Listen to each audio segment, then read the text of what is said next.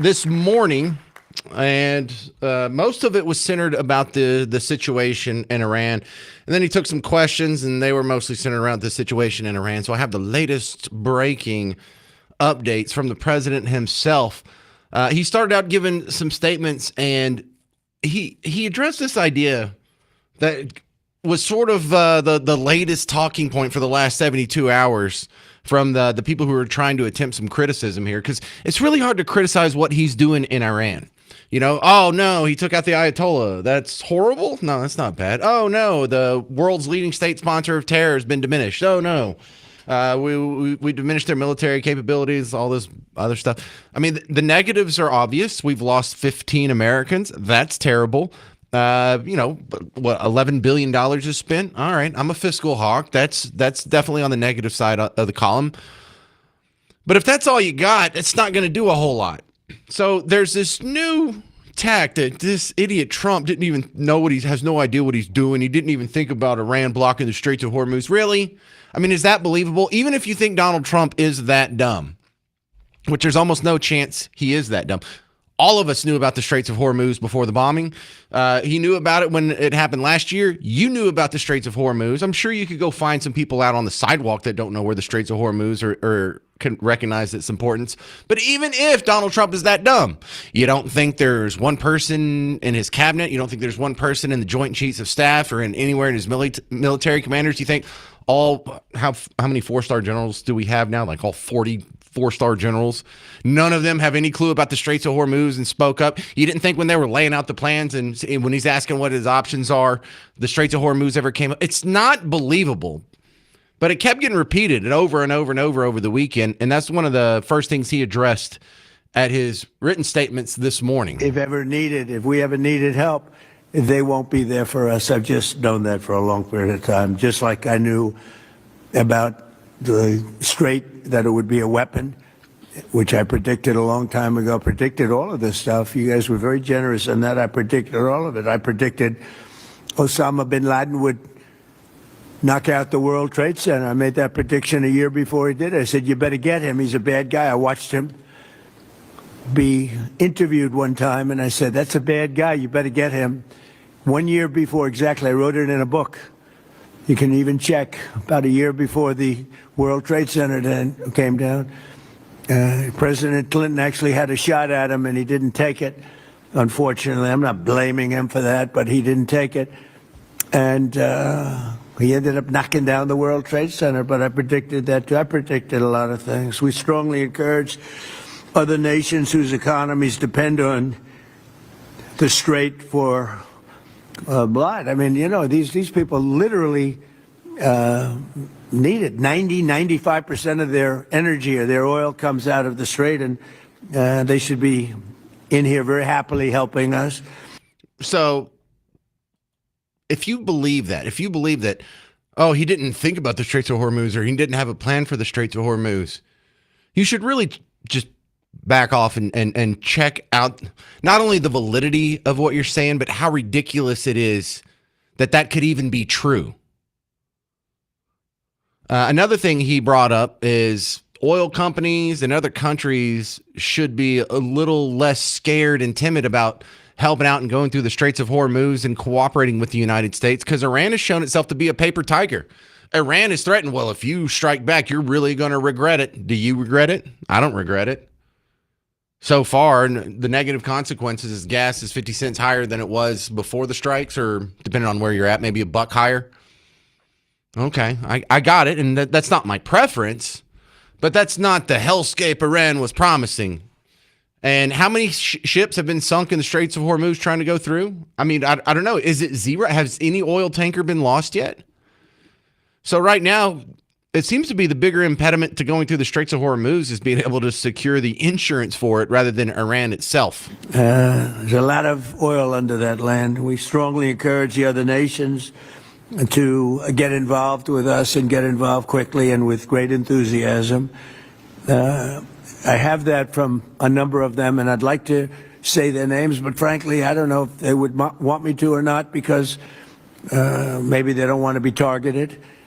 But I say Wouldn't matter if you're targeted or not, because this is a paper tiger that we're dealing with now. It wasn't a paper tiger 2 weeks ago. It's a paper tiger now. So now we're going to get down to the reason. We'll take a couple of questions in a moment, but we're going to get down to the reason we're here today. Okay, so we're going to skip ahead to the question part because that actually doesn't happen for another 40 minutes. But I watched all this this morning for you.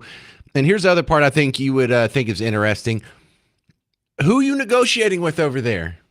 It's really tough because all the leaders are dead, and they appointed some new leaders, and those leaders are dead. And now we're down to like Ayatollah Jr., and I think Jr. got his leg blown off. We'll get to that in a second. And we always talk. When, somebody said, well, would you talk? Why would you even talk to him? I talk to everybody because sometimes good things come out of it. But I don't know if they're ready yet. They're taking a pounding. I don't know if they're ready yet. And we don't even know their leaders. Look, all of their leaders are dead, as far as we know. But they're all dead. We don't know who we're dealing with. We knocked out the first group.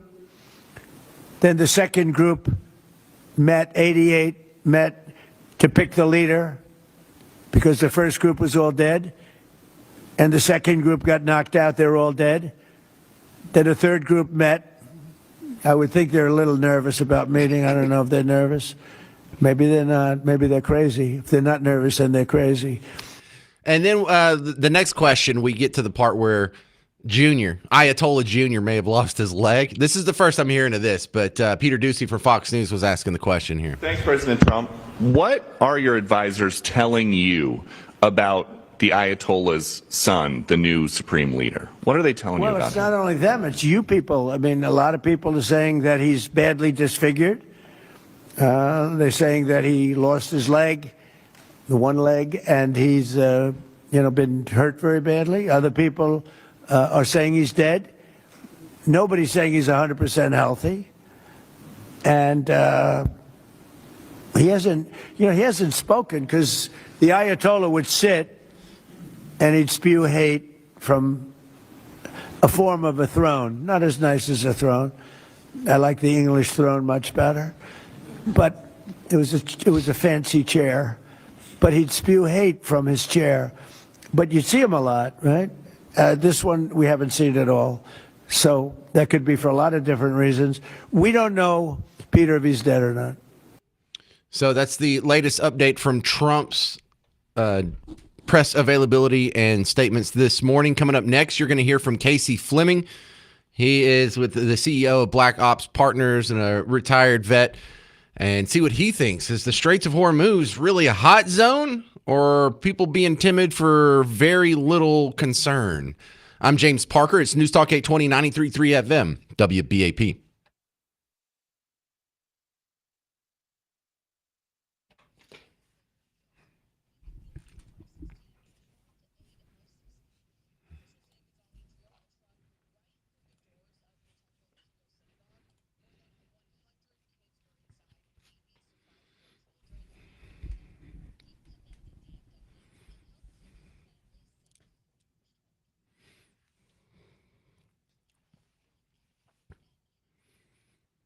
Hey, sports fans, James Parker here for the Prize Picks app. And Prize Picks does these little promotional events that make it real easy to win. Just like for an example, they're special on the app right now. Jalen Johnson needs just 0.5 points during the game, the Hawks versus the Magic tonight. That's all you got to do. Open the app, put him on your lineup. I would pick more rather than less on that one. As long as this guy gets one, if he just makes one free throw, you get that square. And on Prize Picks, you have a lineup of 2 to 6 players. You just pick a stat more or less on them. And it looks like you're halfway there if you just want to go take advantage of the max discount square live in the app right now. But you can also mix and match your sports. You could have your lineup be one guy's playing basketball, another guy's playing hockey. You can share your picks now on social media, or you can follow other people and do the picks that they do. And so if you find a guy that's on a winning streak, you can just ride his coattails and enjoy the fun yourself. You can stack up your lineup where you can use the same player up to 3 times in the same lineup. And if you're getting ahead during the game and you want to take an early payout, that's now offered too. They can't make it easier to win over at Prize Picks, but I can start you with a little bonus. Download Prize Picks, use promo code WBAP, and you get $50 in lineups with your first $5 lineup. Download Prize Picks, use promo code WBAP, get $50 in lineups with your first $5 lineup. Prize Picks. It's good to be right.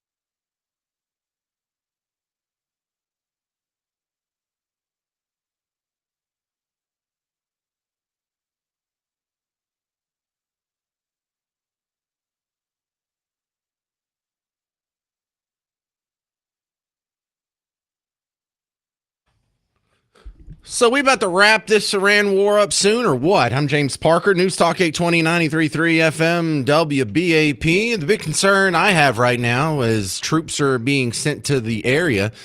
I do not want boots on the ground. I think most Americans don't want boots on the ground.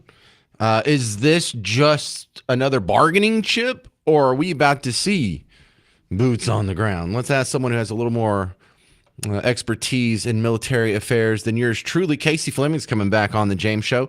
Welcome, Casey Fleming, CEO of Black Ops Partners. Thanks for having me. What's the likelihood that these troops that are headed to the Middle East will actually end up being boots on the ground? Well, we're hoping it's just for show and for positioning right now to show a little bit of strength. What we also hope to see is if there definitely needs to be boots on the ground. We hope those are Israeli boots because it's very difficult to root out terrorists once you decapitate the leadership, which we've done. But the rest of these radicals, remember, they have nothing to live for and everything to die for. So that's one, that they have to be rooted out on the ground. And then secondly, for us back in the States, we need to keep our head on a swivel because these sleeper cells are certainly active and something we need to be watching out for. Well, I try and test myself with, my opinion on these things. And, is there any scenario in which I would be okay with boots on the ground? And the only, I think I found one exception here, Casey Fleming. There's the talk of Karg Island. It is the island right off the coast that is the main oil depot. It's pretty much the only big oil depot for Iran. And it's how they get 96% of their oil out of the country for exports. And the thought process, well, we could either blow that up and just end all the oil exports, or we could occupy it and just turn it off. That way, when the regime changes, we can turn it right back on, and the Iranian people will have a revenue source to rebuild their country. So what do you think about that? That's sort of the James exception to the rule here of occupying just Karg Island. Could that be enough? Well, we know that that's planned as well, and you're absolutely right. 96% of the oil does export out of that island, and that if we blow it up, then we're absolutely killing the Iranian economy for the next 5 years. So yes, that is certainly the plan, is also to maybe put boots on the ground. We hope those will also be joint troops with Israelis to be on Karg Island, but that's exactly the point, maybe to shutter it until we can get control over the rest of the country. But again, the rest of the country needs to step up and also root out these terrorists and put in a leadership organization that's friendly to the people and to the rest of the free world. But the problem with boots on the ground is it never stays with just boots on the ground. It always it always moves forward. It always grows. And then, of course, the American people don't like to see fatalities. So it's definitely a quagmire, but it's something that's definitely on the drawing board. We're talking with Casey Fleming. He's our guest from Black Ops Partners. Now, the Straits of Hormuz are getting a whole lot of attention right now, but have we even lost any ships in the Persian Gulf? Has anything even been sunk in the Straits of Hormuz besides, Iranian Navy boats? There's a dozen ships that are set ablaze. They've taken hits. None that are military from our analysis, but they're all oil tankers up and down, before, during, and after the Strait of Hormuz. So they've taken hits, and those are from, and remember, these guys have fast, rapid UAV boats, UAV drones that they can launch from the shore, but also these boats and also jet skis that they have that are loaded with explosives. So it's a terrorist regime, and you can see the way that they're acting. Yeah, they've been attacked by the United States and Israel, but you can see that they're attacking other people. So let that sink in. If they did have a nuclear weapon, they would not be, they would have no trouble using it. So tell me about these boats that were set on fire, that were put ablaze. Are we talking about third-party, non-military commercial boats? Oh, they're tankers. They're oil tanks. Oh, okay. That's worst case scenario then. Yeah, it is. And that's the reason Trump is trying to get other nations to come in and provide escorts and cover to these ships so they can transit the Strait of Hormuz. Most of them are saying no. They don't want to be drug into this thing because it could go to the next level of a war, which is boots on the ground and more of a ground incursion. And that's something nobody wants to see. The American people don't want to see it. We just want to liberate the regime and liberate the country, get rid of the regime, and put a new friendly at the top of the country. But the country has to feel safe. They've been threatened within an inch of their lives that if they're caught in the streets supporting freedom or supporting the United States or Israel, that they will be killed. So that's got to subside before they feel comfortable, putting in a new regime. Like I said, that it's based on freedom and supporting the Iranian people. What's your opinion or your take on the rumor that the Ayatollah Jr. may have lost a leg or may have died or may not be presentable in public? We're hearing pretty strong intel on that there's something that he's not able to show himself, whether it's partial or full or whatever it is, but he's not ready for prime time, and that's what we're hearing. All right. Casey Fleming, how do we find your great work online, sir? Twitter, T. Casey Fleming, and I'm sorry, X, T. Casey Fleming, LinkedIn, and blackopspartners.com. Also, the book is The Red Tsunami. All roads, by the way, Iran, all roads lead back to the Chinese Communist Party.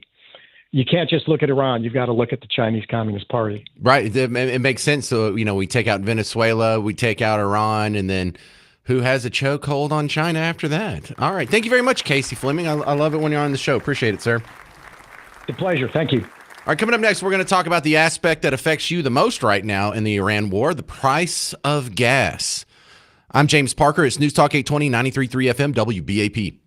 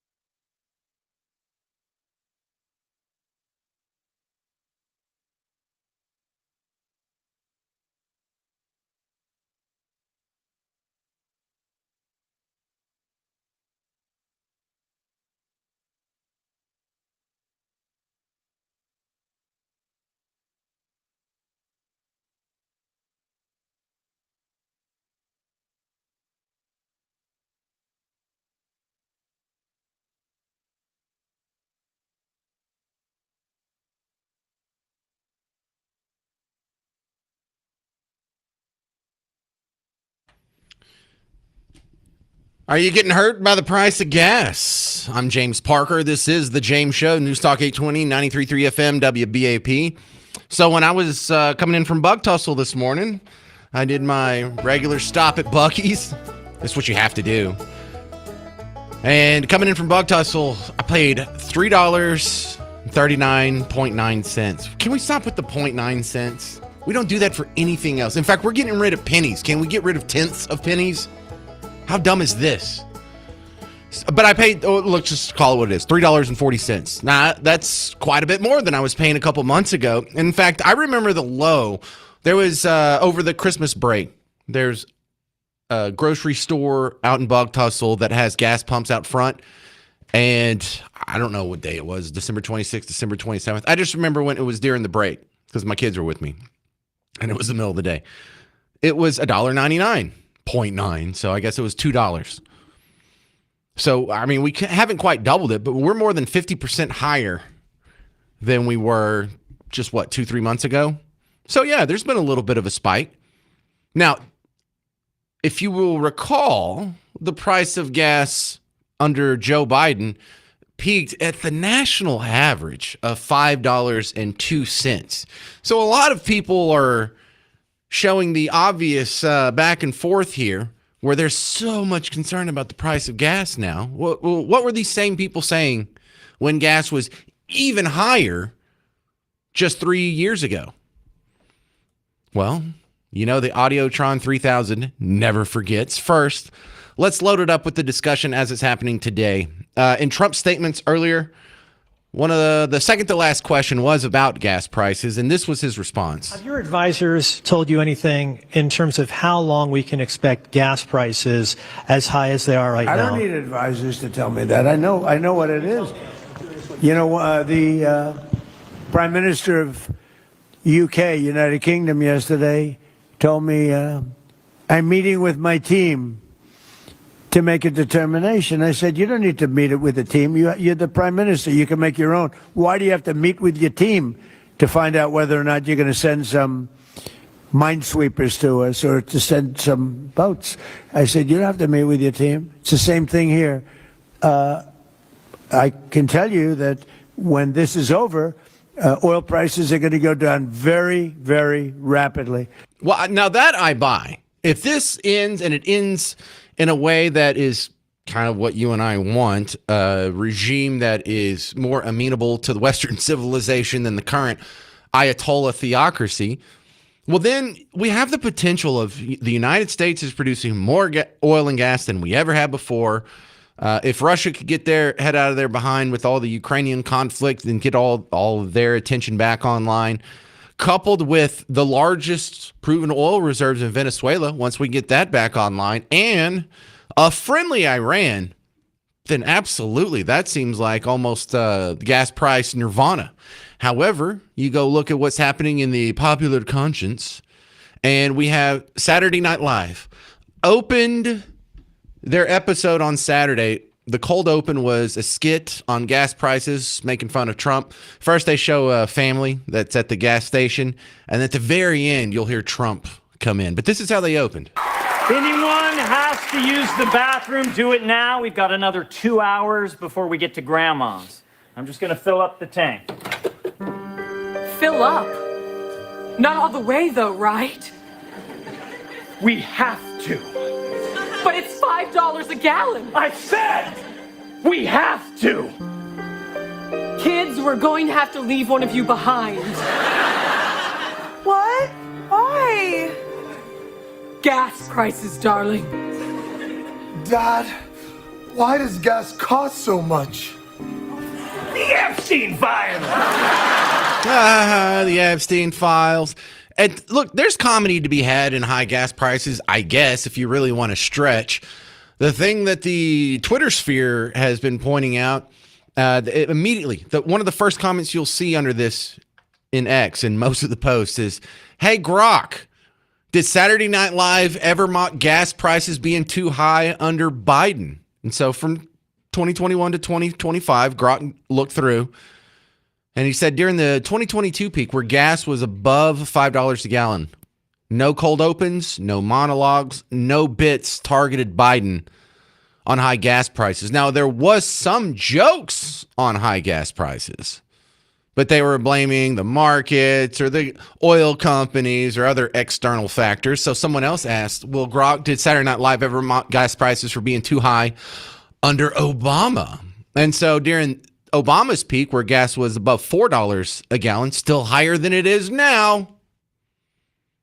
No cold opens, no monologues, no weekend update segments targeting the administration. They did have blame for high gas prices, but it went to, again, the evil, greedy oil companies and other external factors. So they've done the exact opposite with Trump spikes. Coming up next, you're going to hear, I can't play you the audio of where they didn't mock Biden or Obama for gas prices, but I can play you Stephen Colbert and his jokes about high gas prices under Biden. And you might wreck your car. Just stick around for about 4 more minutes. It is that bad. 800-288-9227. If gas prices are hurting you, I'd love to hear from you. I'm James Parker. It's News Talk 820, 93.3 FM, WBAP.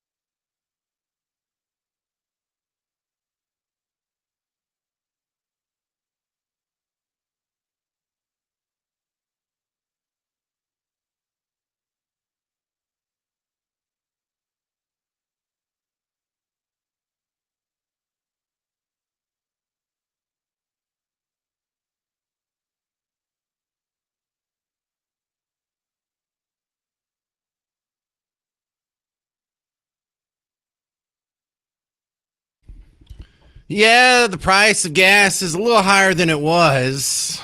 Is it going to last long? Could. I have no crystal ball. I hope it doesn't. I can see where this could all go down immediately after we get some good news in the next week or two. I can see how this would be prolonged and kind of plateau right here. I can see how it would go up more. And I like the going down scenario the best. So I hope we wrap this whole thing up. However, be really skeptical of the people who are critical right now. Oh, this price of gas is high. Okay. Was it a bad thing when the price of gas was even higher? Like the national average was more than $1 high. Was it more than $1 above where it is now under Biden in 2022? Because there was a spike up. Do you remember the spike up? It was during the beginning of the Russia-Ukraine war. And then when we got involved and we were threatening to cut off the Nord Stream pipeline and someone blew it up. Turns out it was us, but we blame Putin. Let's go back here because I have the Audiotron 3000. If you go back in history, I just played you in the last segment how Saturday Night Live was making fun of Trump specifically for gas prices. We're going to have to give up one of our kids just to fill up our car. Oh, really? So when it was even higher under the previous guy, no SNL skits, but I can give you what the comedy world, air quotes, comedy world was doing then. So we go to Stephen Colbert. He says, yeah, gas, the national average, when it was $5.02 a gallon for the national average. He was saying that was just he's willing to pay more for gas, to have a clear conscience. That stings, but a clean conscience is worth $1 or $2. I'm willing to pay. It's important. It's important. It's important. I'm willing to pay $4 a gallon. Hell, I'll pay $15 a gallon. Yeah, hell, I'll pay even more than this for a clean conscience just to do the right thing. Well, if you've already determined that you're not going to criticize the guy no matter what happens, it just sounds ridiculous to circle back. And now that gas, granted, it has gone up. It's higher than it was a couple months ago. That's for sure. It's higher than it was before the Iran war. That's for sure. But why aren't you willing to pay more here? Is this not doing the right thing? No, I'd rather the Ayatollahs be alive. I'd rather women live as second-class citizens under constant harassment and punishment and with their rights restricted and they can't go outside and have fun without a hijab on or the morality police is going to come thump them. Yeah, no. It's just the right thing to do, y'all. And it's interesting to see how sometimes Saturday Night Live tries to make fun of people and they end up making them look cooler. Like, that's been my experience here with Saturday Night Live and their attempt to make fun of Pete Hegseth. Because when Colin Jost comes out and plays Pete Hegseth, he tries to make him sound like a dumb meathead. But it actually kind of sounds cool, right? It kind of sounds like someone that you're not making fun of him. You're kind of glorifying him like, he's so awesome. So here is Saturday Night Live making fun of Pete Hegseth around the gas prices. The president called me here today to give you news on the war. Okay, so listen up. The news is we won. Hashtag winning. So you can stop asking me all about it, okay? Don't even worry about it. Forget about it. The real problem is all you gaybies, gay babies, copyright. All you gaybies in the media are completely unpatriotic. Okay? They're using what I do and say to make me look like a fool. Been there. I've been there before, partner. I see, because they're fools. And no, you can't copyright Gaby's SNL because that was Sacha Baron Cohen's character Bruno that did that. Remember the Bruno movie? Wasn't it just called Bruno? God, that was funny. Let's go to a right-wing comedian, Ben Bankus. His thoughts on the Iran war and Venezuela and oil and all that. Tell me which one you think's funnier. But it's an amazing moment right now because it does feel like, between me and you guys, this is just me thinking out loud, but we took the Venezuelan oil in advance of the Iran thing because their whole thing's like, we'll cut off the oil, and now we're like, it's okay. Go ahead.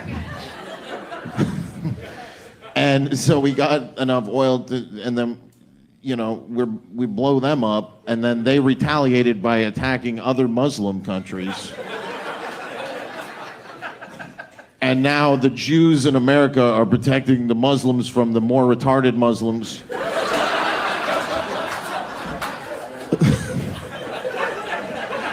So really what I'm saying is we need to send Ilhan Omar back to her country. And See, the obvious non sequitur there, but there was actually like a little bit of intelligence there in there, linking the situation with knocking over Venezuela before we dealt with Iran, and that allowed us to not be hurt as bad by the Iran threats to pull back the oil supply. So there was like some real, actual truthful humor in there. Nice job, Ben Bankus. Hey, coming up, the next Parker's Pours is happening this Thursday, y'all, and we're going to be back at the Whiskey and Rye Hotel, or Whiskey and Rye and the Omni Fort Worth Hotel. And it's the same thing we did the last couple of months. We're going to go out there at 2 o'clock. We're going to do a live James show from 2 to 5. And then we're going to hang out afterwards, have a little happy hour action. And we're going to do 2 rounds of trivia. 1 round at 5:30, 1 round at 6:30. I have prizes for both rounds and a grand prize. And everybody's eligible to win except for Jason, because he won it last time. He won all 3 prizes. So you get a 90-day reprieve, Jason. So come on out there. Jason will play, but you don't have to worry about his score. And we'll have a good time. All the questions are written by me. So come on out. It'll be a good time. Anytime you want to come out between 2 to 7 o'clock, the Omni Fort Worth Hotel, I'll be there at the Whiskey and Rye Bar. I would love to meet you. Coming up next on The James Show, do you realize how close we were to another Muslim terror attack in Texas last week? Find out next on News Talk 820, 93.3 FM, WBAP.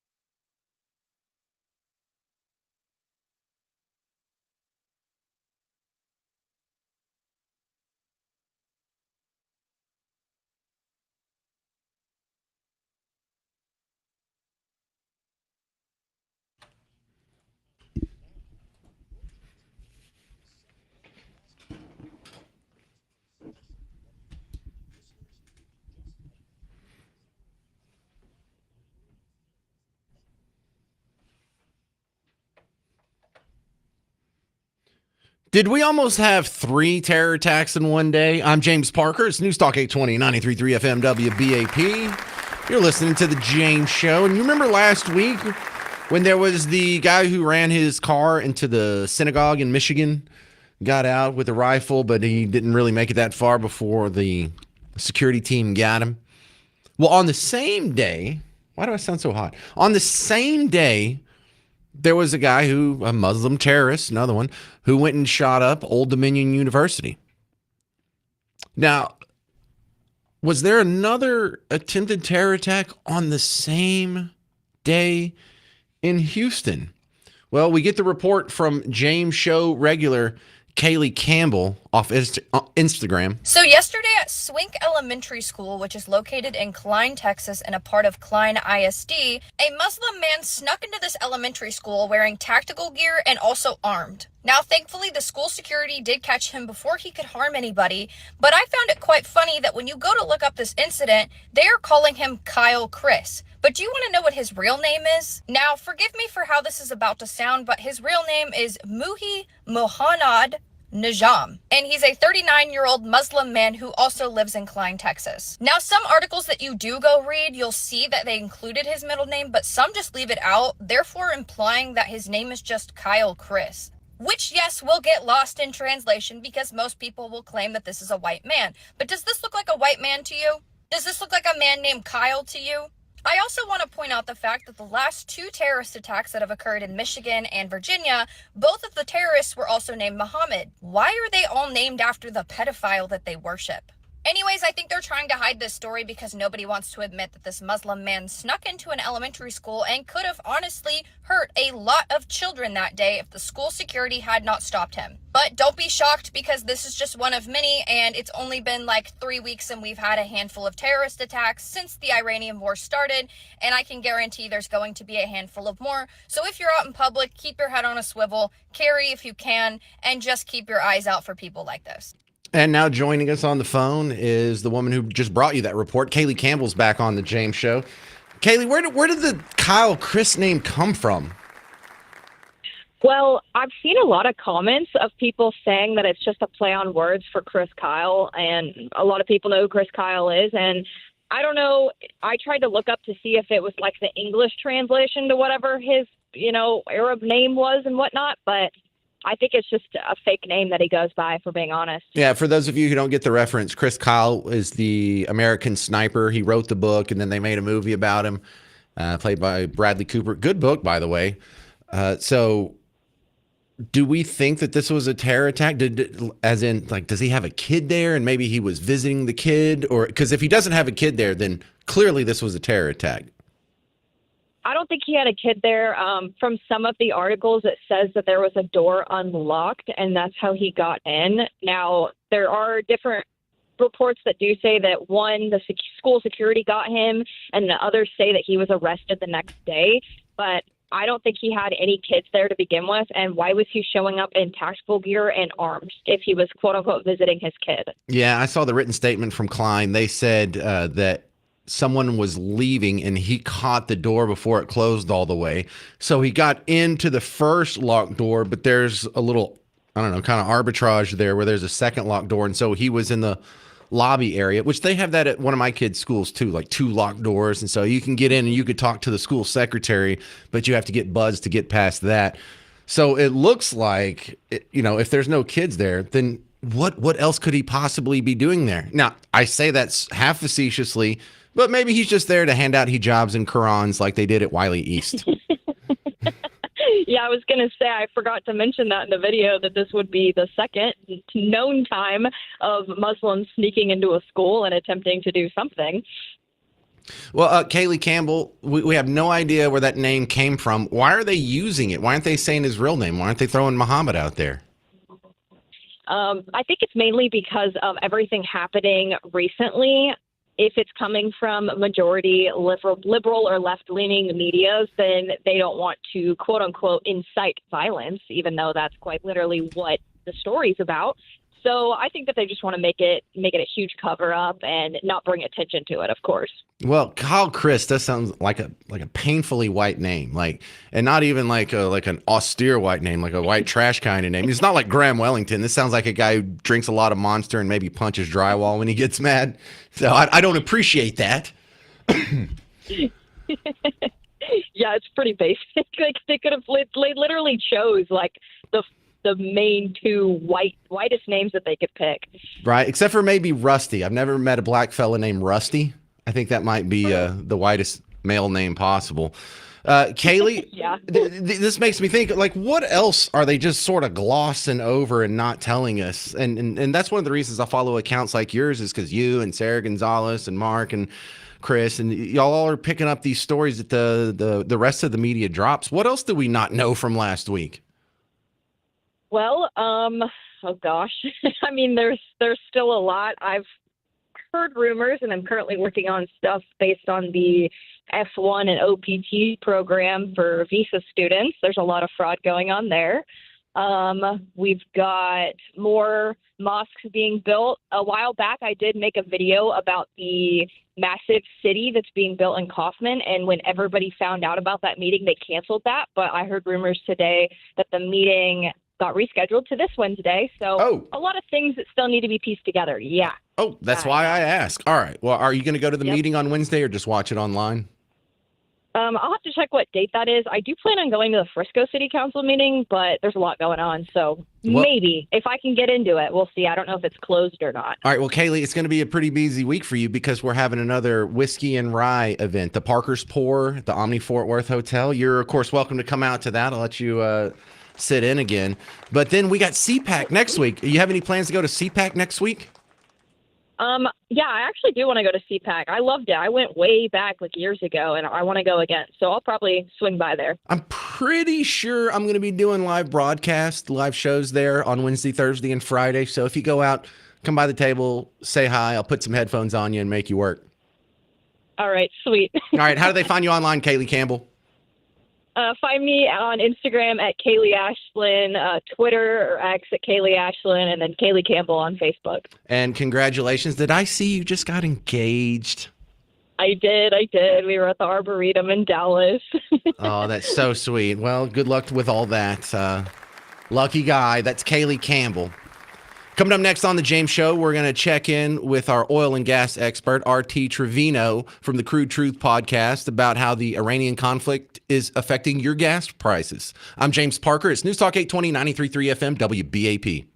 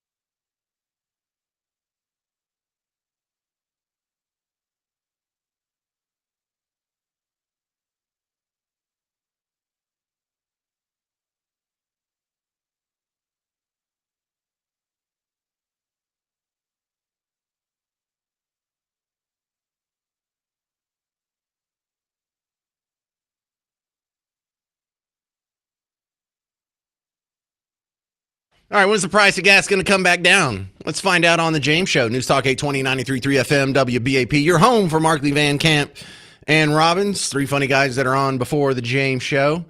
I get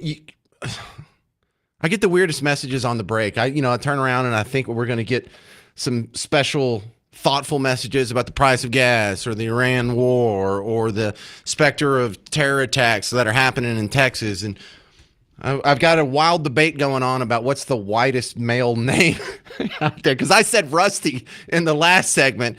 And then I had someone say Kyle. I had someone say Graham. I had someone say Tanner. I think maybe Tanner.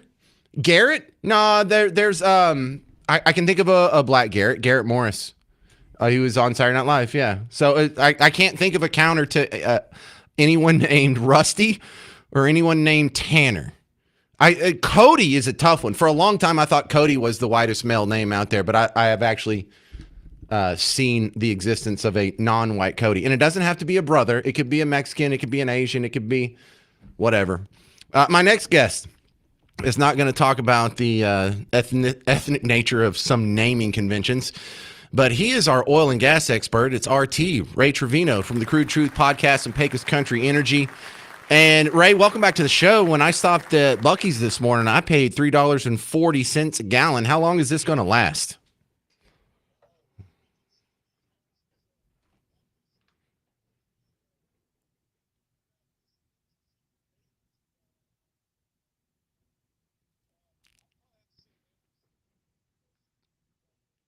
Andrew?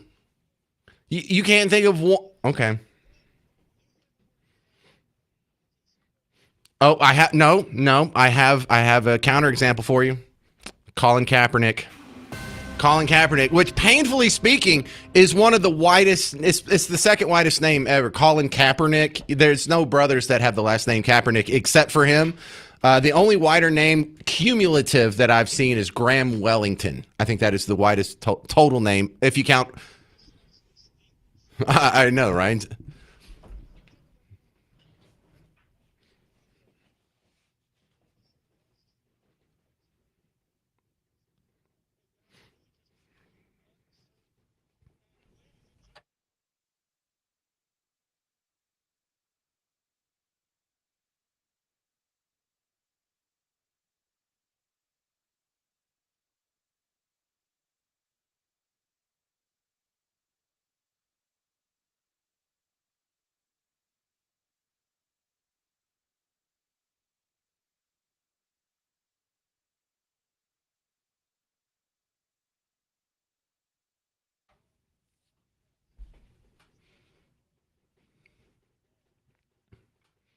All right, I want to do a worst case scenario and best case scenario with you, RT. Let's start with the best case scenario. Iran picks a decent leader. Turns out Ayatollah Jr. doesn't make it, and they pick someone that's going to be amenable to the Western world, a good player on the world stage, and all of the Iranian oil is coming back online to the world market with no weird exceptions or caveats to it. What does that do to the price of oil and to the price of gas at the pump?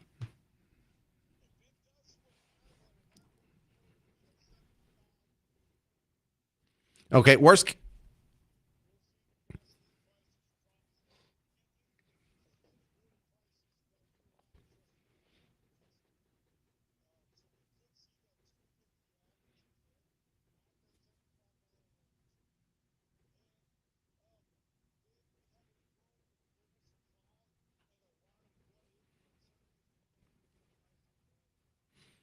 So what is worst case scenario? Straits of Hormuz remain blocked, but I think maybe worst case is if we actually have to bomb and blow up this Karg island where almost 100% of the Iranian oil exports go through. If we blow that up and we don't get a better leader in Iran and they still stay antagonistic to the rest of the world, what's that worst case scenario look like, RT?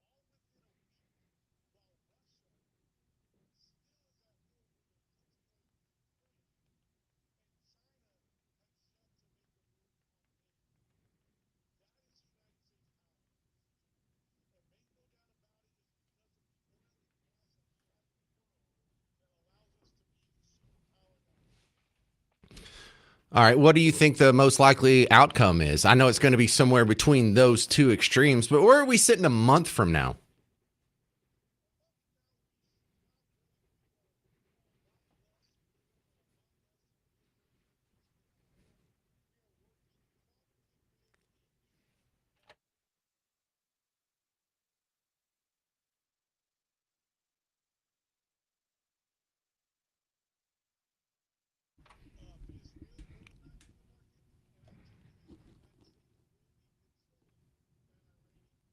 What's on the latest Crude Truth podcast, RT?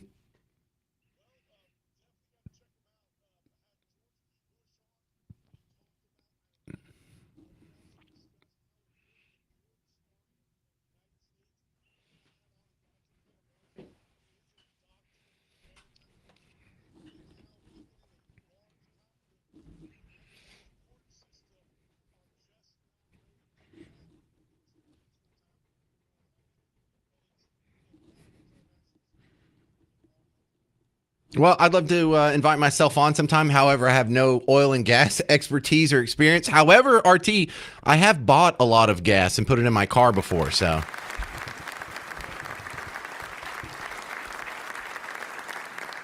yeah, okay, we could do that too. All right, RT Trevino. The Crude Truth is the name of his podcast. His day job is Pecos Country Energy, and you'll hear him on future James shows anytime oil and gas comes up and we need some expertise. Coming up next, Donald Trump just gave a statement from the Oval Office. In fact, he's still talking now, but there's a new anti-fraud task force and he's starting to name names. You'll hear him next on the James Show. News Talk 820, 93.3 FM, WBAP.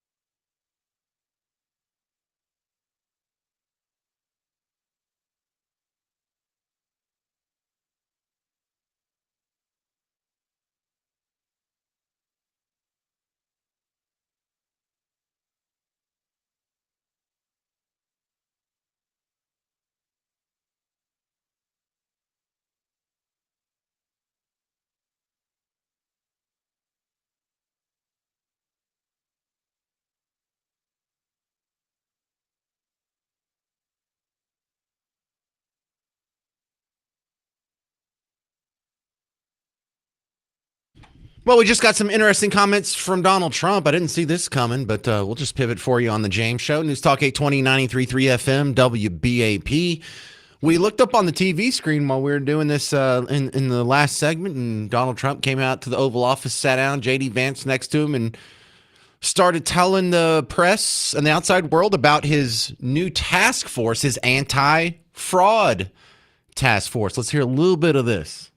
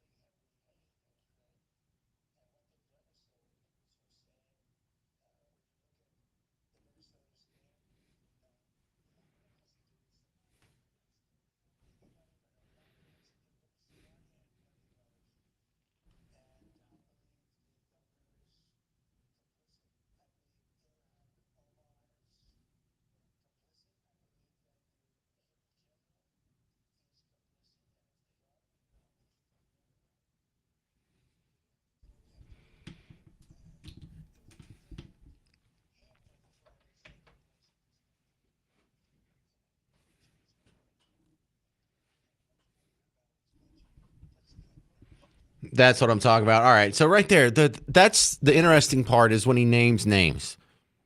Well, are you going to do something about it? Because a few minutes later, 8 minutes later, in the same little offering there, he starts taking questions from the press. And look, I like the sound of this, but don't we already have mechanisms by which we root out and prosecute fraud? What were we doing yesterday? Do we need a whole new task force for this, or is this just for media show? Anyway, here's a question, kind of aimed at J.D. Vance. Sir, two questions. I think they're going to do it. Go ahead. First, Mr. Vice President, Democrats are calling you the fraud czar. What's your reaction to that title? And second, given your past skepticism of foreign adventurism, are you completely on board with the current war in Iran? So I like fraud czar. It's certainly what we're going to do. And look, we have to do it. As the president said, this is a problem that has festered in this country for far too long, and far too few people have actually wanted to do anything about it. That's what makes this administration different, is that we actually tackle the problems the American people have been confronting. So I'm very happy about it. And look, I think that I know what you're trying to do, Phil. You're trying to drive a wedge between members of the administration, between me and the president. By the way, he's talking to Phil Wegman from Real Clear Politics. The president said consistently, going back to 2015, and I agreed with him, is that Iran should not have a nuclear weapon. We have taken this military action under the president's leadership. I think all of us, whether you're a Democrat or Republican, should pray for its success and pray for the safety of our troops. That's the approach that I've taken. Make it as successful as possible. So there's no hesitation, given your past statements, with the current operation? What do you mean there's no hesitation with my past statements? Given your skepticism of foreign adventurism, you were a critic of the global war on terror previously. Well, I think one big difference, Phil, is that we have a smart president, whereas in the past we've had dumb presidents. And I trust President Trump to get the job done, to do a good job for the American people, and to make sure that the mistakes of the past aren't repeated. Absolutely. So that's a tough question coming from Real Clear Politics. And we know Phil Wegman's politics. He's a little right of center. He's not as far on the right-wing branch as most of us would like, but a little stiff questioning there. And here's my skepticism on that. The anti-fraud task force, isn't that Pam Bondi's job? Shouldn't they be looking into this, whether we have a task force or not? Isn't it quite obvious? Do we need a whole new task force? You mean what we saw from Nick Shirley can just go on unabated without a new task force? So look, we've heard about task force in the past. Very rarely do they actually end up with convictions and the result that you want. So I hope this isn't just fanfare for PR's sake. But if they get to the bottom of this, then it'll all be worth it. Just color me skeptical for the time being. All right, to the phones we go. This is Don in Grand Prairie. You're on WBAP. Hey, Don. Yeah, thanks for taking my call. Here's the thing. I am an independent voter. I voted for Trump in 16, Biden 20, and then Trump again in 24. What? The thing, yeah. All right. Well, we'll revisit that after your point. Go ahead. Okay, but my point is, reason I voted on Trump because the economy got bad under Biden, and the thing is that's making me mad about Trump is that he said on day one I will lower energy prices and grocery prices and everything else. My TXU bills have gone up over 15% from a year ago.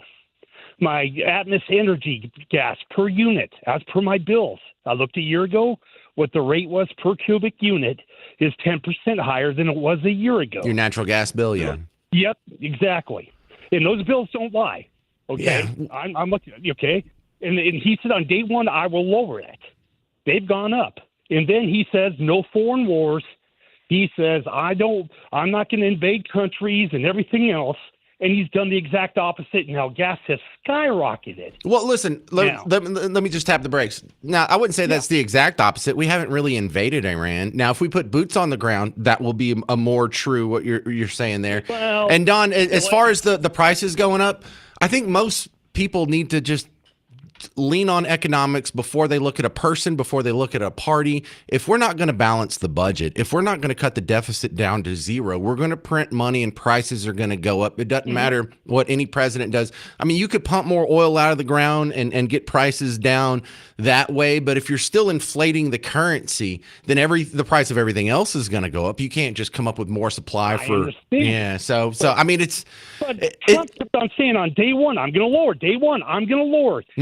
You've seen those campaign promises, right? And they've gone up. They've gone up. Agreed. You know, so that's the thing that's making me mad. And trust me, my wife works for an international logistics company. They're worried. Well, this is now getting ugly. Yeah, well, as far as the prices going up, every president says they're going to lower prices, and every president has the same problem with inflation. In my lifetime, I really just want to stress, like, this is something that doesn't go back all the way through history. I'm just talking about in the span of me and your lifetime. Every politician says that. Every politician has prices go up. No one seems to be really concerned about balancing the budget. And until they do that, it's just all talk from anybody in any party. But you've never heard in your entire life say, I'm going to go drive up the prices of things that you need. The only person I could think who ever said that was Mondale when he said he would raise taxes in 84, if I remember. That's the only one. But this was Trump's keystone thing was prices all the way through his campaign. I'm going to lower it. I'm going to lower it. And now he has the House, he has the Senate, and the White House. And they have all control. And it's not happening under him. That was his big campaign thing. Right. No invasions, no war. I'm going to solve Ukraine in a day. I mean, all that stuff. No, these are legit right-wing complaints about Donald Trump. I hear you, Don. I'm with you on that one. And here's another thing. Actually, I work for the state. I'm a fraud investigator. And the fraud is everywhere. You were just talking about it. I thought I'd bring that in for you. Well, that's perfect, Don. Don, in Grand Prairie, you're a fraud investigator. Donald Trump just announced a new anti-fraud task force. And what was my first reaction? Don't we already have that? Don't we already have a mechanism by which we investigate and prosecute fraud? Yes, we do. So what is the current mechanism? Is that Pam Bondi's job? Is that your job? Well, is that actually, Ken Paxton's job? It's the state and federal, depending on the crime. Put it this way: the Inspector's General Office on the fraud, just the SNAP investigations in the state of Texas, was over $38 million in one fiscal year that we proved in fraud. Good Lord. And that's just in this state? Just state of Texas. Man. Just on SNAP, not counting other stuff. We need to sit down, have a beer, and talk for about 30 minutes, Don. I'm game. Sure. Right. Well, come out to the Parker's Pour on Thursday. I'll have a remote then. Yeah. Just. I mean, Grand Prairie, you're halfway there. It's everywhere. It's every state. It's not just this. It happens in Texas. It's not. It's believe it or not, it's mostly the people that get benefits are the citizens, and non-citizens are a very small percentage. And you get everybody. You get big city, you get rural, you get every race, you get every creed when it comes to the fraud. I hear you on that one. All right, Don. Man, you can hear it in his voice too. You hear how disgusted Don in Grand Prairie is? How bad would it be? Like, how much would that ruin your life if you're a government auditor? If you're supposed to find fraud and you work for the government, you're like, my entire life is hell. 800-288-9227.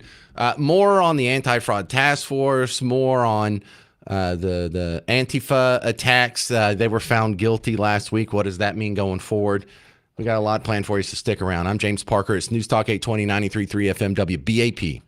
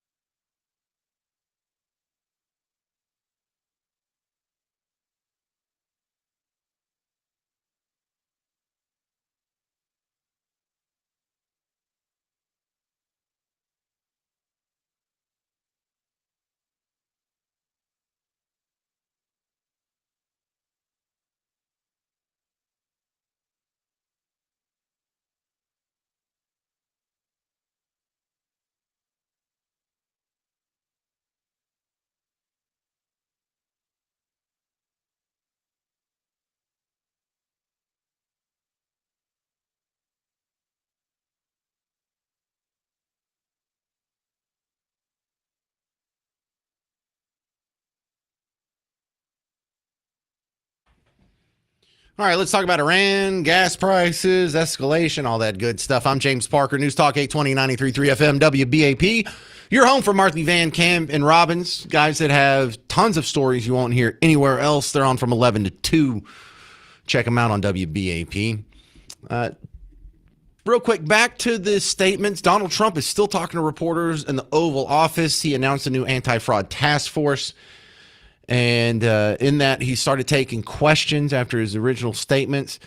And we were just talking in the last segment about how it's disappointing to some Trump voters, how they were promised no new wars, and there seems to be new wars, and no more inflation, and there still seems to be a little bit of inflation. And it was addressed right after that. I went back to listening to some of this, and it came up about, the fact that I thought you didn't like new wars. Look, JD's been great. But here's the simple thing, and I have, some people, I don't want wars. I want wars less than almost anybody. Peace through strength. But you know what? I've watched Iran for a long time. I've called them out 20 years ago when I was a civilian that liked watching the world. And they're violent, vicious people. The leadership, violent, vicious people. They killed 32,000 protesters over the last 3 weeks. They put out a memo 2 days ago saying, if you protest, we will shoot you and kill you in the streets. And somebody said, oh, there's not that many protests. Well, first of all, there are bombs going off all over the place. But even if there weren't, who's going to do that? Who's going to do it? They don't have any guns, and the other ones have latest in line machine gun, right? And every form of gun you can have. They shoot them right through the middle of the head. They're violent people. If they had a nuclear weapon, they would use it. And sometimes I'll have some of the people that, feel very strongly, like I do about wars. And I say, do you think Iran is violent, and do you think their people are violent? Yes, leadership. Do you think they should have a nuclear weapon, which is massive power? I don't even want to discuss how powerful, because it's depressing. And they said, no, they shouldn't have. Definitely they shouldn't have. I said, and you don't want to fight war? No, we don't want to fight war. So these are naive people that frankly are stupid. If you believe that Iran should have a nuclear weapon, there's something wrong with you, because they would use it the only question is within 1 hour if they get it, or 1 day. They will use it, and they will blow up the entire Middle East, not just Israel. They'll start with Israel, but they will blow up. And you got to see that when they unexpectedly started sending missiles to every country within 1,000 miles of them. I mean, they're blowing up countries that were neighbors, not necessarily some friends. They actually were blowing up some friends. They were blowing up the people that handle their accounts.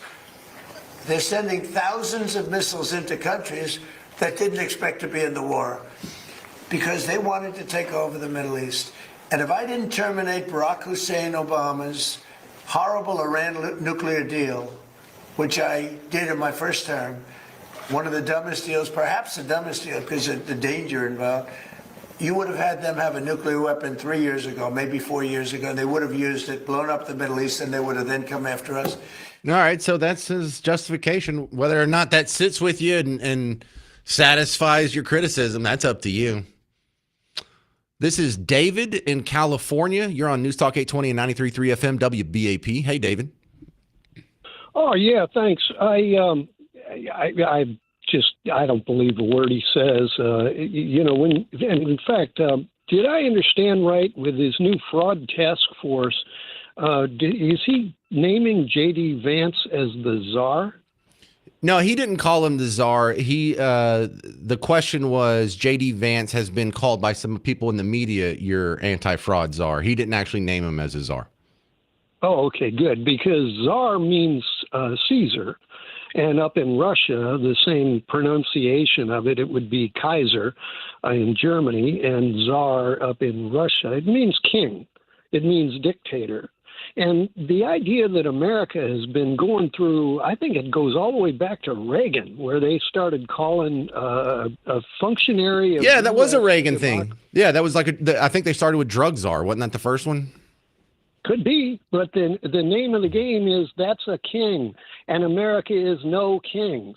And this idea that this guy is going to create a fraud task force when he's been committing fraud. And in fact, when you had an earlier caller just a minute ago, and he was talking about his prices had gone up, 9% on this and 15% on that. I pay attention to the economic stations, and the U.S. Dollar has fallen by 9%, which pretty well tracks to the 9 or 12% inflation rate. Right. And so the idea that this guy is committing fraud right in front of our faces, and then he's Wait, how is he fired? committing fraud? Well, if he worked for a fraud task force himself, right? So if he doesn't want to get caught, he fires everybody that is in an existing fraud task force, Okay, and but then hires a bunch of new skunks. so how did Trump? keep What are you accusing him of committing fraud on? I'm just kind of out of time here. Well, there are any number of different things. Just name one. The Epstein thing. I mean, the idea That's fraud. that He this stole guy money. was selling girls. All right, never mind. Yeah, look, Obama had 38 czars, so you can't really be bothered by czars and make that a Trump thing. You can be bothered by czars generally, but I think you just don't like Trump. 800-288-9227, 800-288-9227. More on this Antifa ICE attack that was found guilty on Friday here in North Texas. I'm James Parker, News Talk 820, 93.3 FM, WBAP.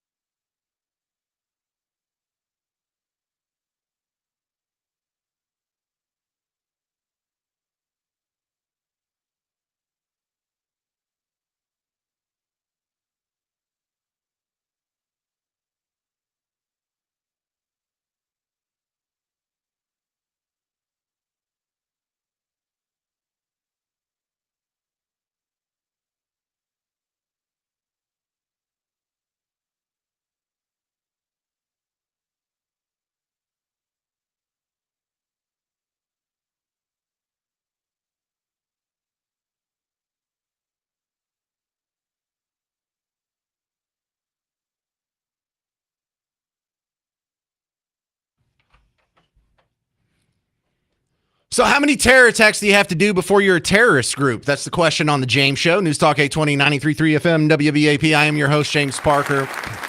Oh, thank you. You're so nice. And I asked that because here in Texas, you know, we've been kind of keeping our powder dry until they had their due process here. But the 9 people that went and attacked the Alvarado ICE facility, shot a law enforcement officer in the neck, they finally had their day in court. The jury came back. They're guilty. Now let's talk about what that means. First, the report from WFAA. A federal jury in Fort Worth convicted 9 people, prosecutors claiming they exposed a North Texas Antifa cell. Their defense attorneys say it was peaceful protest. They went out there to do a noise demonstration, and as I stated in my closing, showcasing some of Mahdi's statements to provide a fourth outside of the facility. Prosecutors told jurors the group arrived at the Prairieland ICE Detention Center last July 4th, dressed in black, armed with guns, fireworks, and explosives, then vandalized the center. Benjamin Song, the accused leader, fired the shot that injured an Alvarado police officer responding to the scene. Song, guilty of attempted murder of a police officer, discharging a firearm, and several other federal charges. His 8 co-defendants convicted on a range of charges, including rioting, providing material to support terrorism, and weapons and explosives offenses. I thought she might have a chance on conspiracy. There's no way they established anything else. The defendants' family and friends outside the courtroom every day with signs and banners. A peaceful protest, if you consider that a riot, I don't know what the definition of a riot is anymore. No comments from federal prosecutors after the verdict, but FBI Director Kash Patel wrote, "Acts of violence against our law enforcement partners will not be tolerated, and we continue our work to protect communities across the country from domestic terrorism." Now, Benjamin Song facing 20 to life in prison. I know the jury did their very best. I'm disappointed, but the jury has spoken, and we move forward. How come we only heard from the lawyer on one side of that? How come the people were never referred to as terrorists? The word terror was used twice. One is for one of the charges, they were accused of providing material support for terrorism. And then at the end, they were quoting somebody else where they said it like right here. Prosecutors after the verdict, but FBI Director Kash Patel wrote, "Acts of violence against our law enforcement partners will not be tolerated, and we continue our work to protect communities across the country from domestic terrorism." So they were never called terrorists in that package there. Now, ain't that something? You can go commit a terror attack and the news still won't call you terrorist. Isn't that a trip? How many terror attacks do you have to do before you're a terrorist? I was under the impression it was 1. And the lawyer, what a real piece of work she is. It was a peaceful protest. I don't know what your definition of a riot is. Well, it's not a peaceful protest if a cop gets shot in the neck. I don't know where you draw the line, but getting shot in the neck, shooting a cop in the neck is on the other side, should be on the other side of everybody's line. I would have stopped at the fireworks being aimed at the cops. Oh, yeah, they were just going to go make some noise. And yeah, we ended up bringing some guns and shooting at cops, but that's just because what, you were provoked? No. Now, it's not just us speculating. It's not just us throwing it into the wind. Antifa is a terrorist organization. They should be treated as such. Anybody who supports them should be treated as such. Remember, we can go after the Holy Land Foundation in Garland for sending money to Hamas. Why? Well, because they are supporting a terrorist organization. Antifa has now reached that genre. They are in that category now. They should be treated as such. There was a crazy story this weekend that was being passed around social media of a lady who's a teacher in Fort Worth. And she had made some crazy social media posts, you know, about the terror attacks and her being on the side of Iran. And that kind of got people's, you know, concerns up. You go look at her bio and it says she supports Antifa. Well, guess what? Now you have a teacher in a public school in Fort Worth that supports a terror organization. We should frown upon that, just as if she was sending money to Hamas or voicing support for Hamas or Nazis for that matter. That's cool. That's fine. If you have a teacher who in her bio on TikTok says she's an Antifa supporter, you mean Antifa, this group that it's not just has been accused or charged or were claiming they're a terror organization, it's over. They are a terror organization by the definition of the word. They have made multiple terror attacks at this point. And you can't just say this was an isolated incident, because that's what they were doing about like the Tesla fire bombs. That was just one guy who was upset. No, he's part of a larger organization. And because we have established this precedent that just came down on Friday here in Texas, we should now go to the next step. Anybody that's providing material support from this point forward, I don't want to retroactively go start rounding people up, but from this point forward, now that everybody knows it's been proven definitively in a court of law that they have committed a terror attack, and it was 9 of them conspiring together, then from here forward, if you support Antifa, you are supporting terrorism. You are terror adjacent. If you are in an Antifa group, you are a terrorist. We should be using RICO laws to freeze their funding, to go round up their leaders. We should be using the stain of supporting Antifa, just like you might as well just have a swastika in your bio. You might as well have the flag for the Islamic State in your bio. Because now it's not even me speculating or saying or thinking. It's proven. Antifa is terrorism. They should be treated as such. Now, here's the South Carolina state rep saying Moms for Liberty counts as terrorism. Really? Moms for Liberty, please. They are a terrorist group. All right, hold on for Miss Kermer. You have a point of order, or you just? Yes, point of order, decorum. All right, decorum. I guess, is that the right? Yeah, so do you know what Moms for Liberty, you know why Team Blue calls them terrorists? They're a political organization that goes through and they try and get sexually explicit material out of your kids' schools. Oh, that's terrorism, but shooting officers is not terrorism. What does it have to take? Has Moms for Liberty shot anybody? Has Moms for Liberty committed any terror attacks? Or they've just tried to keep teachers from having secret conversations with 8-year-olds about butt stuff? That makes them terrorists? But Antifa's not? 800-288-9227. 800-288-9227. Am I crazy, or shouldn't that count as Antifa is now a terrorist organization? It has now been proven in a court of law. They have tried to murder cops, and if they were better shots, they would have gotten away with it. Coming up next on the James Show, we're going to take a look at the logistics going on in Iran with Jeff Leonard. He's a Bronze Star winner, military vet. I'm James Parker. It's News Talk 820, 93.3 FM WBAP.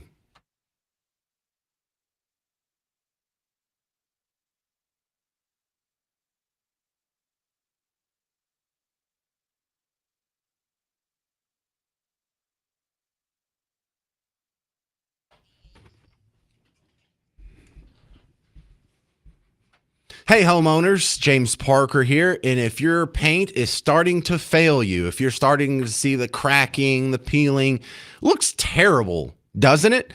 Well, why don't you take care of that and never have to worry about it again? James Parker here. Rhino Shield can do that. It is the technology that is beyond paint. Look, paint's cool for the inside of your house, but if it's going to be outside, if it's going to be where the house expands and contracts, if it's going to face the beating sun in a Texas summer, if it's going to face the terrible weather, if it's going to face the every once in a while freezing cold, paint can't stand up to that. Rhino Shield can. It's designed specifically to breathe with your home, to expand and contract. It also blocks UV rays, so it'll keep your house cooler in the summer and save on your air conditioning bills and save on your comfort. Who cares so much about the bills? Do you want to be comfortable in your own home? Do you want to have something that's 8 to 10 times thicker than paint? Do you want to have something that has an insulating factor, a 6.9 R factor? And plus, it just looks good. And if you come back in 10 and 15 years, 20 years, 25 years, it's still going to look good. If you're worried about the cost, that's silly. Mention the James Show, you get 15% off. And if you ask real nice, they'll put it on a low monthly payment for you. Paint can't do that. So I don't know how you can afford to not get Rhino Shield. It starts by you going to the website, rhinoshielddfw.com.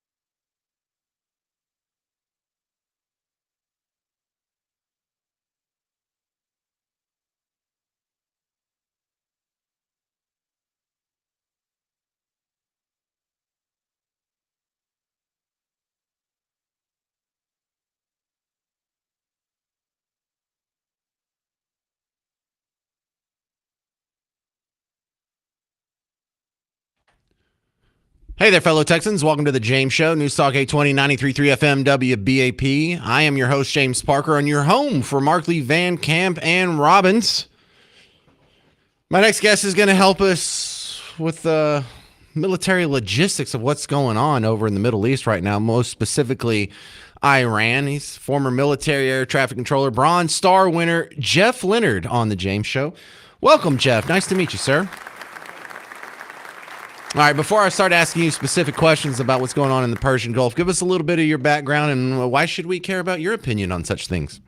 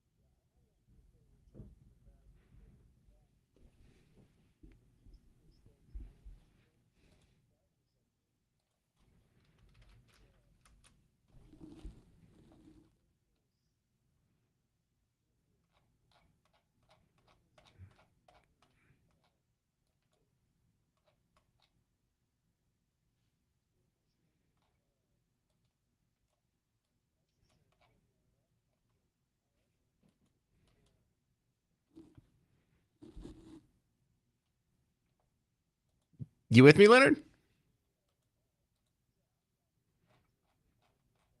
All right, is that better? All right, so Jeff Leonard, I think you're talking about the Karg Island with the depot that 96% of Iranian exports go through.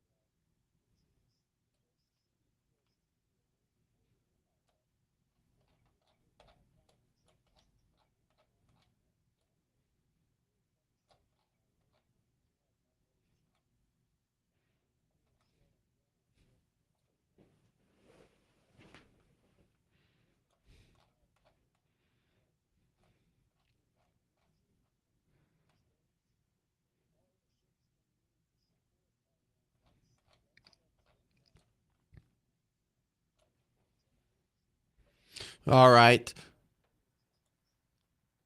All right. I wish we had a better connection, but this is Jeff Leonard. Thank you very much for your brief contribution. That's all right. It happens. It happens. Just like to talk to people who've been over there before. 800-288-9227. Coming up next on the James Show, we're going to play Dead or Alive. Now, in Dead or Alive, this is going to be a tough one here because I've got the prize, 2 tickets to Godsmack. The category is famous Iranians, famous Persians. And so you don't have to know all the famous Persians out there. You just have to be the last person on the phone when we get through the list. So if you're interested in winning 2 tickets to see Godsmack, they'll be at the Pavilion at Toyota Music Factory in Irving, May 27th with Stone Temple Pilots and Dorothy. How does Stone Temple Pilots tour without Scott Weiland anymore? Well, you'll find out. Call in right now, 800-288-9227, 800-288-9227. Maybe you can win some tickets from us, or you can go ahead and get your tickets now at livenation.com. Either way, Dead or Alive's next on The James Show. News Talk 820, 93.3 FM, WBAP.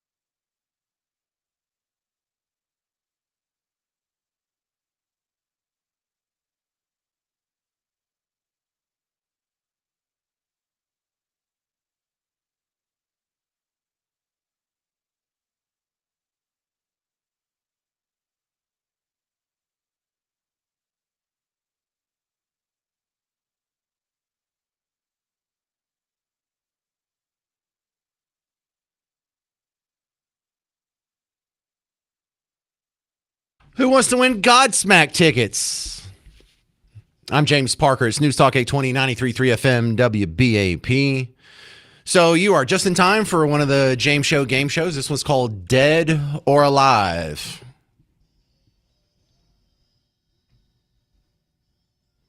Oh, thank you so much, Mr. Jovi, and welcome to Dead or Alive. I'm your host, James Parker. For today's episode, we're playing for 2 tickets to Godsmack. This is the Rise of Rock World Tour 2026. It'll be at the Pavilion at Toyota Music Factory on May 27th. That's just up the road here in Irving. Special guests Stone Temple Pilots and Dorothy. Get tickets and information at livenation.com, but I got to give away a pair of tickets now. Today's category is in honor of the Iran War, famous Persians. All right, so this is going to be a tough one. The thing is you don't have to know all of them. You just have to be the last person on the phone when we get through. What is this, all dudes? Everyone on hold's a guy. I guess Godsmack is a little skews heavily in the male demographic. So we're going to start over here in Midlothian with Jeff. Hey, Jeff, you ready? I'm ready. How confident are you in your knowledge of famous Persians? Not too much, but I love Godsmack and STP, so I'm going to try. All right. I like that attitude, sir. Good. That's a good start. Okay, so we're going to start. This was a tough one. Andre Agassi, the famous tennis player, is he dead or alive? Alive. Did we even know that he was Persian until just now? I did not, but I played tennis. I never knew that. Ah, well, shame on you. Christiane Amanpour from CNN. She is half Persian herself. Is she dead or alive? Man, I feel like she's still alive. She is still alive. Yes. All right, the next guy, you're not going to know his birth name. His birth name is Hussein Khosrow Ali Vaziri.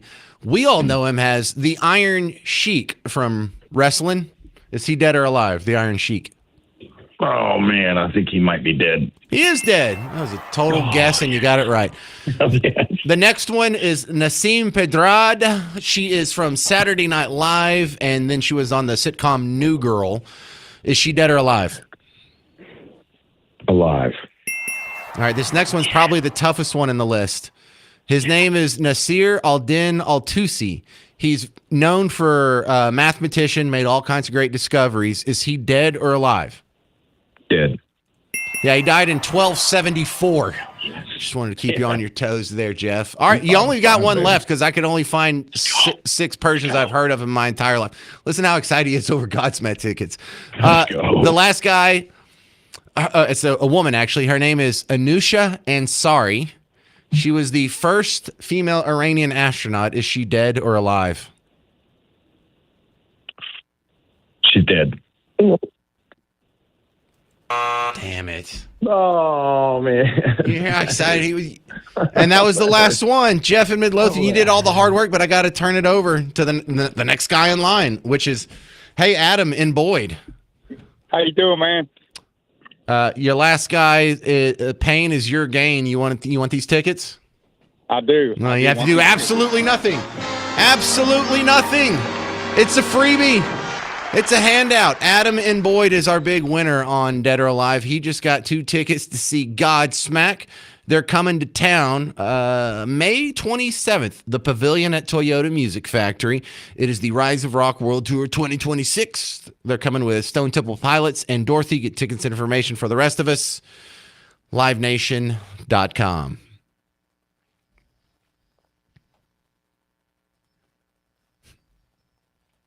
Coming up next on the James Show, there was another bomb threat over the last 3 days at a school in North Texas. Find out whether or not there was actually a bomb there. It's coming up on News Talk 820, 93.3 FM WBAP.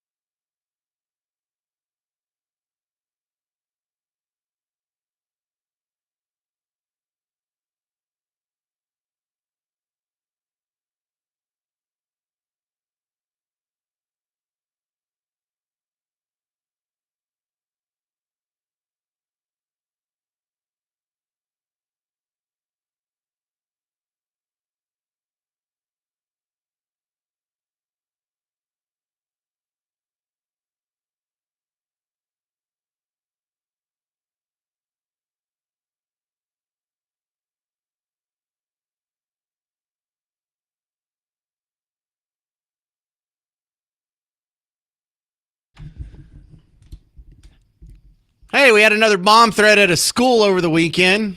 I'm James Parker, News Talk 820 93.3 FM WBAP. Your home for Markley, Van Camp, and Robbins. Check them out from 11 to 2, Dallas's hottest news show. I give you the report, though, here locally from our news partner, WFAA. Are expected to be back to normal this morning at Lake Highlands High School. Richardson ISD says students were taking their SATs over the weekend when they were evacuated Saturday after Dallas police received a bomb threat. The district says officers went through every room and deemed it not credible. A notice from Richardson ISD said the college board will contact impacted students directly regarding rescheduling their SATs. Oh, you're not going to believe this. There's a bomb threat with no bomb. I am shocked. Shocked, I tell you. If you're new to the show, this is a running bit I've been doing since I don't know. When did I start doing this? I think I started this in earnest more than 10 years ago at a different station, because I remember by the time I got to Waco, it was already a thing. But in my observation, of all the school bomb threats that have happened in my entire radio career, 0 of them have produced a bomb. If you want to go through and try and find when the last time someone actually bombed a school, I believe it was 1927. And that's the only example I can find of someone bombing a school. Now, on top of that, the dude who did the bomb of the school didn't call in ahead of time and be like, I planted a bomb, I bet you can't find it, and then hung up real quick. So just think about, just go ahead and if you're driving your car, don't close your eyes. But for the rest of you, close your eyes and just go back through your memory banks. Can you remember at any time in your entire life when someone's called in a bomb threat to a school, the police showed up and they actually found a bomb? No, you haven't. So why do we still do this? On one hand, it's really funny. On the other hand, there are negative consequences. You're scaring the crud out of people. You're scaring people for absolutely no reason. What you have succeeded in doing is making people think, oh, well, we've really dodged the bullet. Because what, the real world has school bombings where people call them in advance, and then it's a race to the clock to see if you could find the bomb before it gets off? No, but people still get scared anyway. And look, I had a lot of bomb threats at my school when I was growing up, and we used to laugh at it. We used to laugh because, look, in the world of terrorism, no one's sitting in a cave in Afghanistan. No one's going to some Wahhabist school in Saudi Arabia thinking, you know how we're going to take down the great Satan? We're going to go bomb Bug Tussle High School. That'll show them.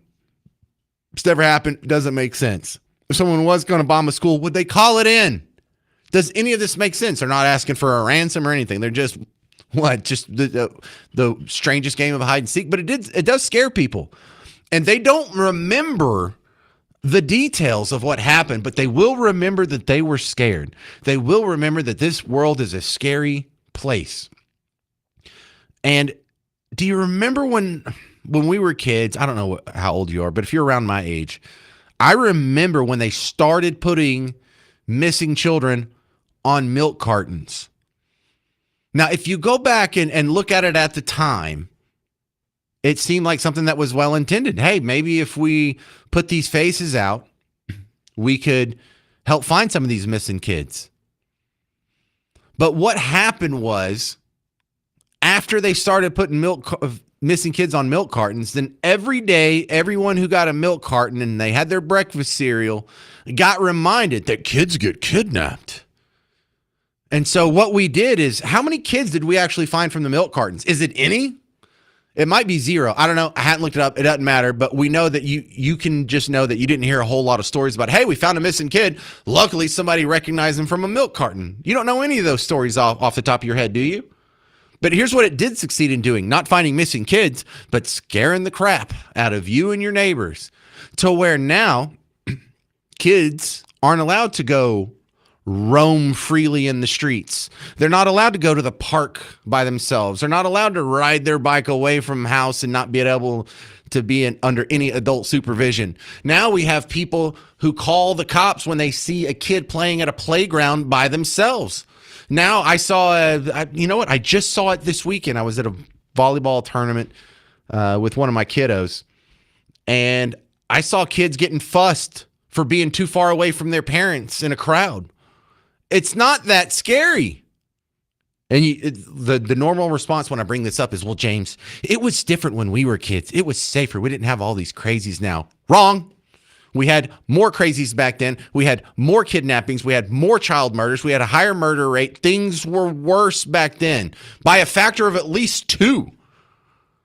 There are fewer kidnappings now. The few kidnappings that do happen, almost none of them are from the scary scenario we imagine where it's some creepy guy with a van. No, almost all the kidnappings now are some dad who doesn't have custody and he wanted to take his kids for the weekend, or some mom who lost custody because she had a meth problem. She went and took the kid from her grandma, and it's usually a family member or whatnot. But this bomb thing, it's just fear theater. It's fear porn. Ooh, you need to be scared of the outside world. The outside world is so scary. You might want to call in the government to come keep you safe. Yes, because things are scary. If you see an unattended backpack or an unattended Yeti cooler, you better call the government, because Big Brother can come keep you safe. You can't do that on your own. And it's worked. Now we have helicopter parents. We have people that are scared to open unattended backpacks. We have people that still freak out over bomb threats, even though during the history of public schools in America, or any school in America, it's never happened. Like, it's never happened. We have to stop closing schools for this. It is one of the dumbest things that we do. Besides DART, it might be the dumbest thing we do. All right, the Parker's Pours is coming back for this Thursday. Come on out. We're going to be at the Omni Fort Worth Hotel in the lobby bar. It's called Whiskey and Rye. I'm going to do a live show from 2 to 5. If you want to get there a little early, like maybe take a late lunch break, I get there around 1 o'clock, and we've got to set up, and I got to get my computer set up. We got to do a sound check, and I give myself a little cushion in case there's traffic. So if you want to come a little early and hang out, that's cool. I'll do a live show from 2 to 5. Then we do 2 rounds of trivia. One at 5:30. One at 6:30. So if you're in downtown Fort Worth, the second you get off work, come on over to the Whiskey and Rye bar at the Omni Fort Worth Hotel, and you can be there for the first round of trivia. If you want to stick around for the second round of trivia, hey, that's cool too. I'd love to have you. But for those of you coming from a little further away, the 6:30 trivia, that's all for you. I'll be giving away prizes for both. We've got gift certificates to Whiskey and Rye, and you come out, judge me based on my appearance, have a good time, and maybe have some adult beverages with your favorite talk radio host. It's at the Parker's Pours, Whiskey and Rye Bar, Omni Fort Worth Hotel, this Thursday. Come on out. And I don't just say this to be nice. I really would love to meet you. So come on out. Stick around. Coming up next, Mark Levin. I'm James Parker. It's News Talk 820 and 93.3 FM, WBAP.